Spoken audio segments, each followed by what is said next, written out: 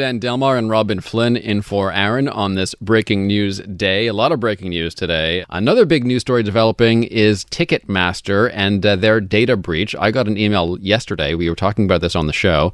And in the email, they were talking about how they had this data breach and they found out only in May. And so I'm thinking to myself, well, why did you just alert me now?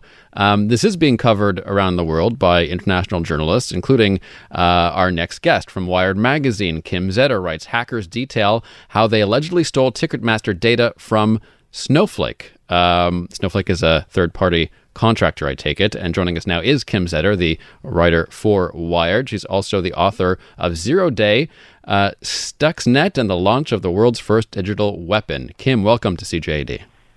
Thank you. What happened here, and why did it take so long for us to find out about it?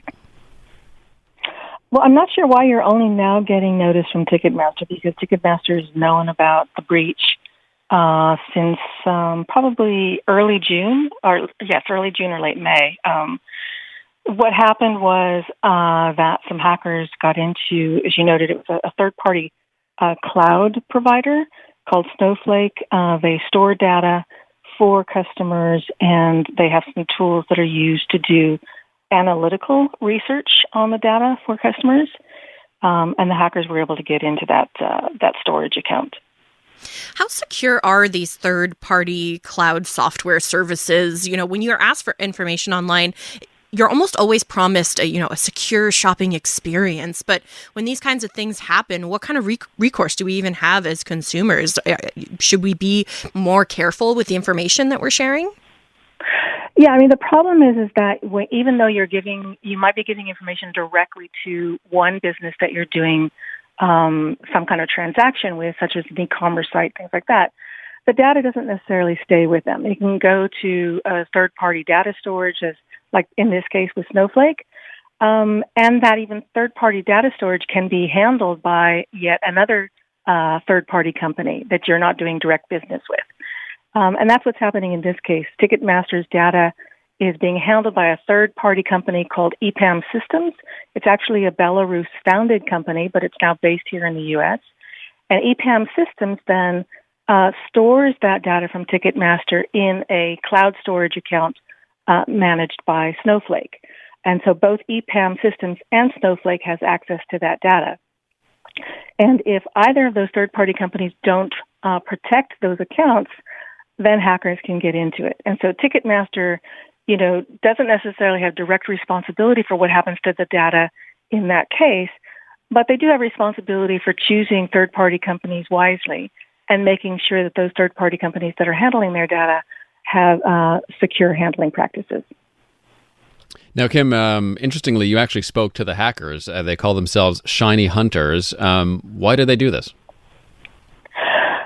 Well, they are actually trying to extort the victims. So once they have extracted the data, they are trying to get ransoms from the victims, from the owners of the data, not you, the end user of the data, but from Ticketmaster and other people that owned the data stored in these accounts.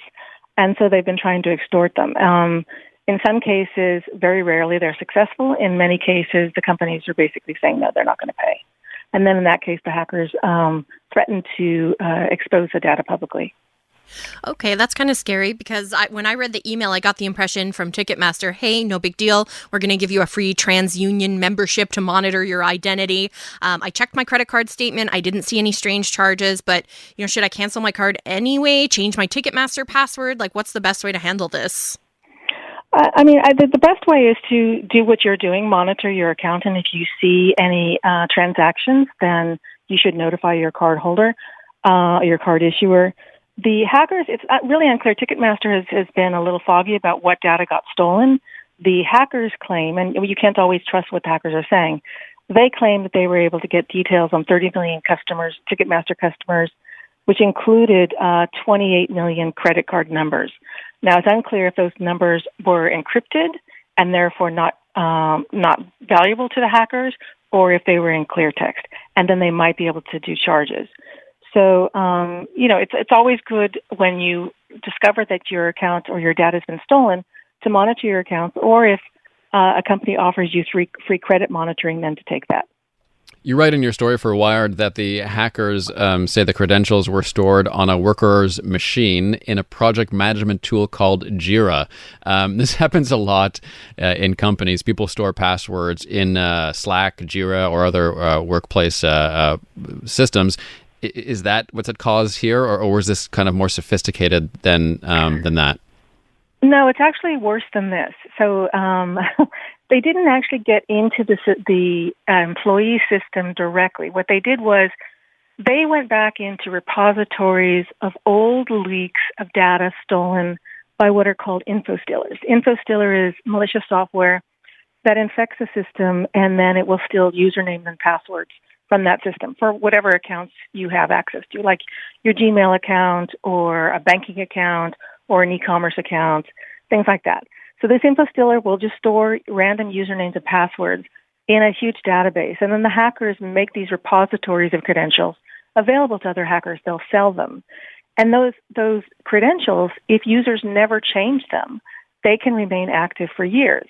And so hackers will go through these old repositories of stolen credentials and see if any of them are still active.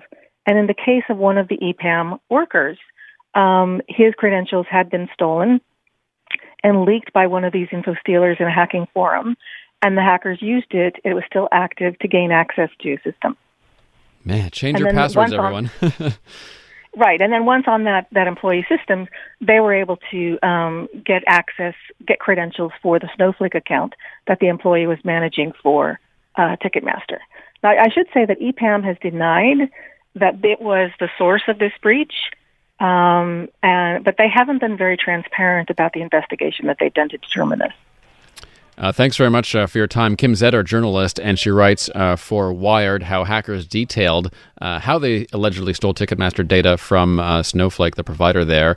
She's also the author of a book on digital weapons, and a very interesting book that I want to check out called Stuxnet and the launch of the world's first digital weapon. Kim Zetter, thanks for your time today. You're welcome.